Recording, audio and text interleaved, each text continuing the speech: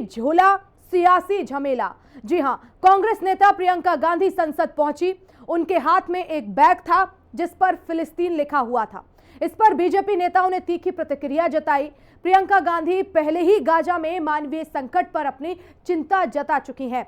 उन्होंने इजराइल की सैन्य कार्रवाई को क्रूर और अमानवीय कहा था। यह नया विवाद तब शुरू हुआ जब हाल ही में प्रियंका गांधी ने फिलिस्तीन के राजदूत से उनके आवास पर जाकर मुलाकात की है। क्या है ये पूरा ही मामला, खास रिपोर्ट में देखिए।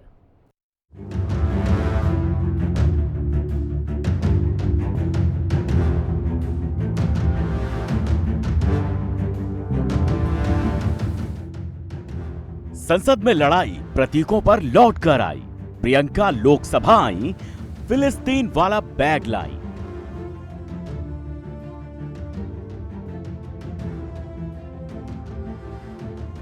फिलिस्तीन वाला बैग संसद में बढ़ा क्लेश।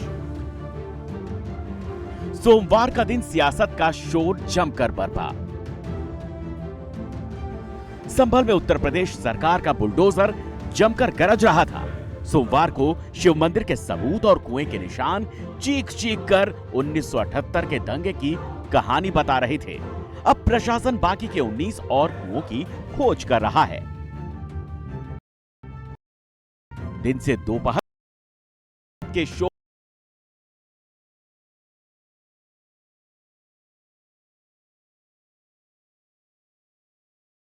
बहराइच के एक एक मुद्दे पर विपक्ष की कलई खोलकर रख दी।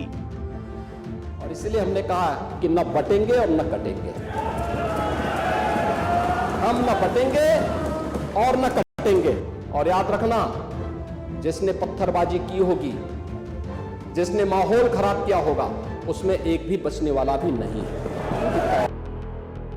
लेकिन सबसे ज्यादा सियासी शोर मचाया प्रियंका गांधी ने।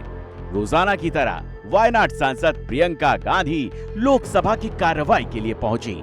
लेकिन प्रियंका ने अपने कंधे पर कांग्रेस की उम्मीदों के साथ जो बैग थाम रखा था, उसने हर किसी का ध्यान खींच लिया। प्रियंका गांधी के इसी बैग पर फिर सियासत शुरू हो गई। वार पलटवार दोनों तरफ से शुरू हुए, जिसकी फहरिस्त हम आपको बताएंगे, सुनाएंगे भी। लेकिन उससे पहले उस बैग के नयन दर्शन तो कर लीजिए, जिसने लोकसभा में दिल्ली की कड़कड़ाती ठंड में भी आग लगा दी। प्रियंका फिलिस्तीनी झंडे वाला बैग लेकर आई। बैग पर फिलिस्तीन के समर्थन वाले 8 चिन्ह छपे थे। प्रियंका पर फिलिस्तीनी समर्थन का आरोप लगा। प्रियंका का दावा पहनने ओढ़ने की स्वतंत्रता संविधान देता है। I've said many times what my beliefs are regarding this, and if you look at my Twitter handle, all my comments are over there. They say that they parliamentarians can't carry this. Who's going to decide what clothes I wear now? Who's going to decide that? That's typical patriarchy, that you decide what clothes women wear also. Okay, ma'am. I don't subscribe to that. I will wear what I want. Priyanka का कहना बिल्कुल सही था कि भारतीय नागरिक होने की वजह से भारत का संविधान उनको ये स्वतंत्रता देता है कि वो क्या पहने, क्या ओढ़ें। लेकिन प्रियंका अब केरल के वायनाड से कांग्रेस की सांसद हैं, एक संसदीय सीट का प्रतिनिधित्व करती हैं और एक राजनेता भी हैं। इसीलिए उनके जरिए की जाने वाली प्रतीक की राजनीति हर कोई समझता है, क्योंकि राजनीति में प्रतीक के मायने काफी बड़े होते हैं। इसीलिए प्रियंका फिलिस्तीनी वाला बैग अपने साथ लोकसभा लेकर आई थी। अब प्रियंका के बैग पर फिलिस्तीन के समर्थन में बना क्या क्या था, वो भी जान लीजिए।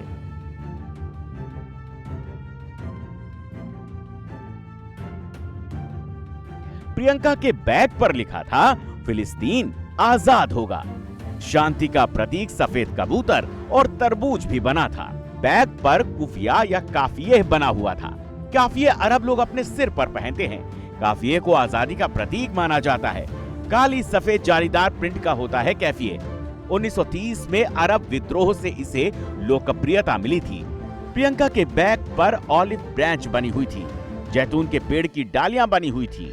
फिलिस्तीनी संस्कृति में ऑलिव ब्रांच का बहुत महत्व है। प्रियंका के बैग पर तत्रीज कढ़ाई थी। फिलिस्तीनी महिलाएं अपने पोशाक धोबे पर लाल रंग से ये कढ़ाई करती हैं। 2021 में यूनेस्को ने वर्ल्ड हेरिटेज में इसको शामिल किया था। प्रियंका के बैग पर लाल तरबूज भी अंकित था। तरबूज को जेनिन से गाजा तक उगाया जाता है। फिलिस्तीनी झंडे में भी इसके रंग को दिखाया गया था। प्रियंका के इस बैग पर सियासत भी शुरू हो गई। बीजेपी ने प्रियंका पर तुष्टीकरण करने का आरोप लगा दिया। जो प्रियंका गांधी के बैग पर निगाह पड़ी कि उस पर फिलिस्तीन लिखा हुआ है, ये संयोग नहीं होता है। इसके पीछे एक मैसेज देने का काम किया जाता है। काश वो आगरा निर्मित बैग पहनती। हमारा देश में तो 1 डिस्ट्रिक्ट 1 प्रोडक्ट है, जिसमें हर जिले का एक बहुत ही महत्वपूर्ण प्रोडक्ट होता है। उसमें आप देखते होंगे कि आगरा में बहुत अच्छे बैग, लेडीज पर्स बनते हैं, कानपुर में भी बनते हैं, चेन्नई में बनते हैं।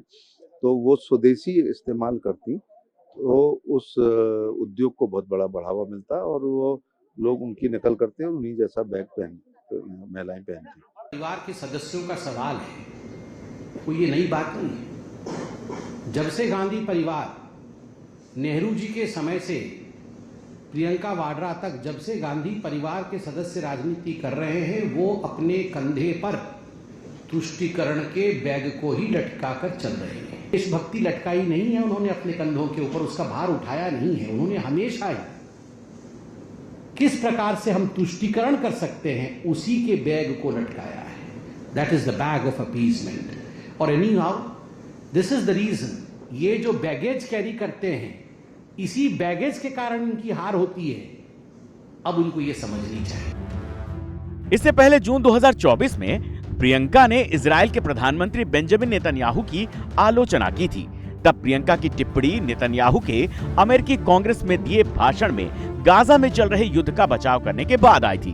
तब उन्होंने कहा था, गाजा में इजराइल सरकार ने क्रूरतापूर्वक नरसंहार किया है।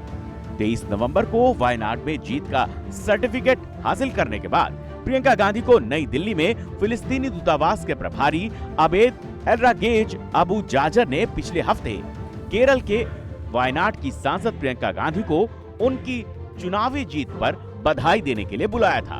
वैसे इजराइल और फिलिस्तीन के इस युद्ध के बीच भारत सरकार और भारतीय विदेश मंत्रालय का मत तटस्थ रहा है, लेकिन भारत में बड़े मुस्लिम समुदाय ऐसे हैं जो फिलिस्तीन का समर्थन करते हैं, उन्हें अरबी मानते हैं। इससे पहले संसद के शीतकालीन सत्र की शुरुआत से ही प्रतीकों की लड़ाई जोरदार रही है। 2024 में संविधान बचाओ का नैरेटिव गढ़ने के बाद विपक्ष ने चुनावी बाजी मार ली थी, लेकिन इसके बाद से विपक्ष के हर नैरेटिव को पीएम मोदी तोड़ते आ रहे हैं, जिससे विपक्ष घबराया हुआ है। इसीलिए रोजाना नए नए ड्रामे लोकसभा में देखने को मिलते हैं। वैसे फिलिस्तीन का मुद्दा संसद के लिए नया नहीं है। आपको याद होगा जब असदुद्दीन ओवैसी ने अपने संसदीय शपथ में भी फिलिस्तीन का नाम लिया था।